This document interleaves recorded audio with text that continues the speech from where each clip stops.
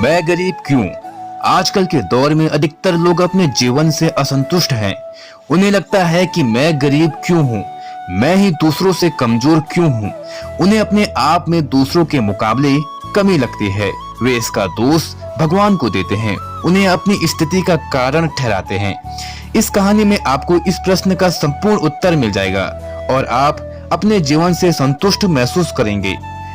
बहुत समय पहले की बात है दोस्तों, एक गांव में धर्म उपदेश देने के लिए लगे हुए शिविर में भगवान श्री कृष्ण पहुंचे। गांव के लोग अपनी अपनी समस्याएं लेकर उनके पास जाते और उनसे समाधान प्राप्त कर नई ऊर्जा के साथ वापस लौटते। गरीब ने सोचा क्यों ना मैं भी भगवान के पास अपनी समस्या लेकर जाऊं। यह सोचकर हिम्मत करके वो भी शिविर की ओर चल देता है।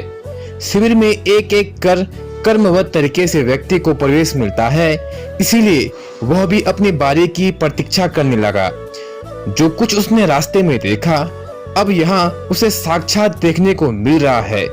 लोग एक एक करके अपनी समस्याएं बता रहे थे।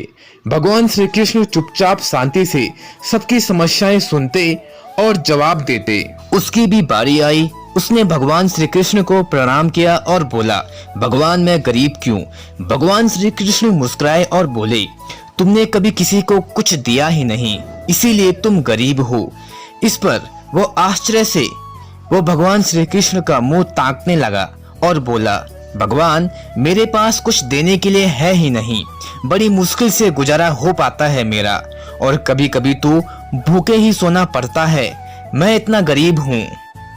भगवान श्री कृष्ण शांत भाव से बोले, तुम्हारे पास एक चेहरा है, तुम किसी को भी मुस्कुराहट दे सकते हो। तुम्हारे पास मुंह है, किसी को भी प्रशंसा भरे कुछ शब्द दे सकते हो। जो हाथ तुम्हारे पास है, किसी की भी मदद कर सकते हो। दरअसल जिसके पास ये तीन चीजें हैं वह भला गरीब कैसे हो सकता है? गरीब का भाव मन में होता है।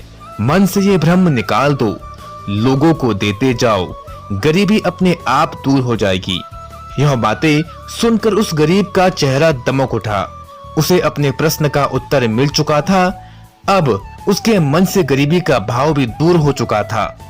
इस शिक्षा को जीवन में उतार कर कुछ ही दिनों में उसका जीवन भी खुशियों से भर गया। और इस कहानी से हमारे जीवन को ये सीख मिलती है कि मंदिर में भी लोग जाते तो कुछ न कुछ मांगते रहते हैं और जीवन भर घुट घुट कर रो कर समय बिता देते हैं। वे ईश्वर की कृपाओं को कभी कम समझे ही नहीं, जीवन की महत्वता को कभी जानते ही नहीं।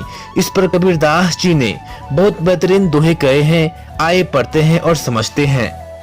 सबके पल्ले लाल हैं सभी साहूकार, गांठ खोल परखा नहीं या विधि रहा कंगाल। यानी सभी के पास ज्ञान है जो कि ईश्वर की अनमोल देन है, जिसे हमने कभी जानने समझने की कोशिश ही नहीं की, इसीलिए हम सुख का आनंद नहीं ले पाते। मित्रों, मनुष्य जीवन एक अनमोल अवसर है और विधाता की असीम कृपा का तोहफा है। हमारा सर्वप्रथम कर्तव्य होता है कि हम उस परम परमेश्वर की इनायतों को समझें, ईश्वर की कृपा को जानने की कोशिश करें, और उसका सबसे आसान तरीका है खुद को समझना।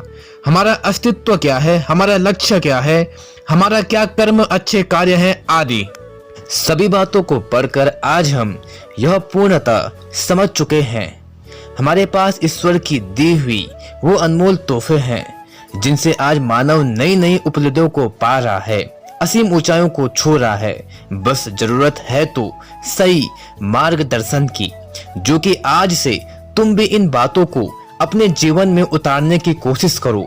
आपको बस ये करना है कि हर रोज अपनी एक कमी को दूर करो, चाहे वो आपका गुस्सा हो या फिर नकारात्मक सोच। जब भी कुछ सोचो तो अच्छा सोचो। अगर कुछ करने का सोचा है तो तब तक उसके पीछे लगे रहो जब तक कि वो काम हो नहीं जाता। आशा करते हैं दोस्तों आपको हमारे द्वारा बताई गई कहानी पसंद आई होगी। वीडियो को लाइक करें, शेयर करें, चैनल में नए हैं चैनल को सब्सक्राइब कर बेल आइकन घंटे को जरूर दबाएं। तब तक के लिए जय श्री कृष्ण।